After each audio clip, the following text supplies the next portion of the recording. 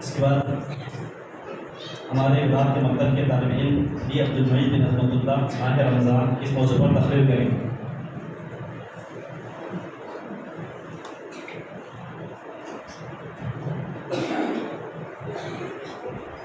السلام علیکم ورحمۃ اللہ وبرکاتہ۔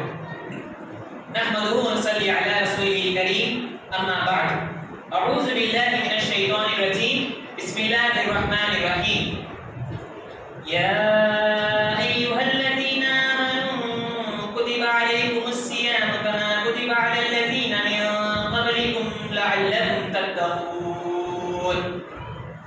معزز علماء کرام، ذمہ داران مسجد، محترم سامعین و سامعات، عنوان تقریر ہے ماہ رمضان۔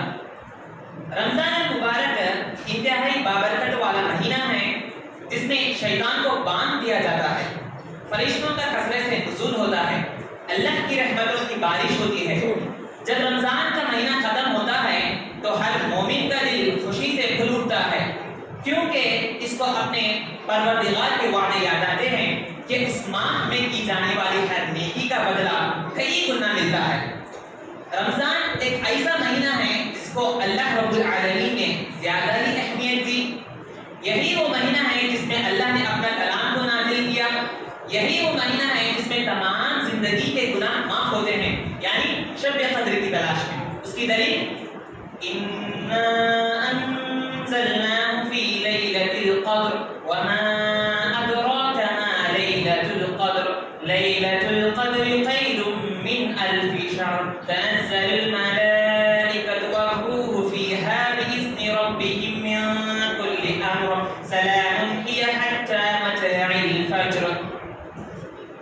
حضرت عائشہ رضی اللہ عنہا فرماتی ہیں کہ اللہ کے رسول صلی اللہ علیہ وسلم رمضان کی تیاری شعبان سے ہی شروع کرتے تھے اور اپنے گھر والوں کو بھی تیار کرتے تھے۔ رمضان کا اصل مقصد روزے رکھنا ہے، اور یہ روزے صرف امت مسلمہ پر فرض نہیں کیے گئے بلکہ پچھلی تمام امتوں میں بھی روزے کا اہتمام ہوتا آیا ہے۔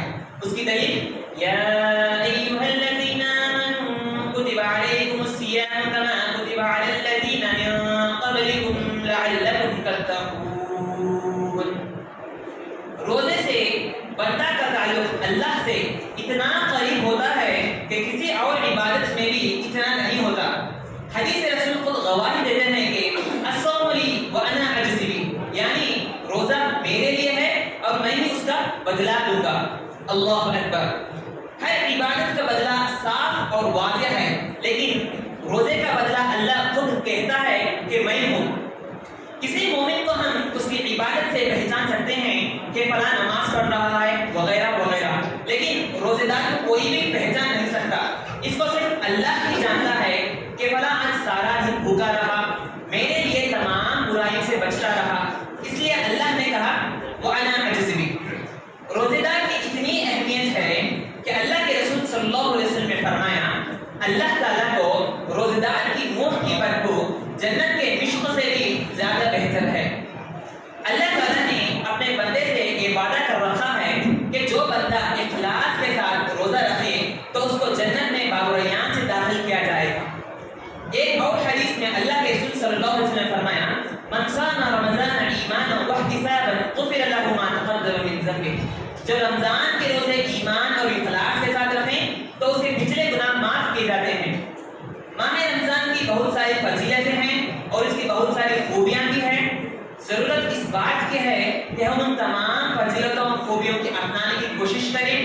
دعا ہے کہ اللہ تعالیٰ ہم تمام کو ماہ رمضان سے فائدہ اٹھانے کی توفیق عطا فرما۔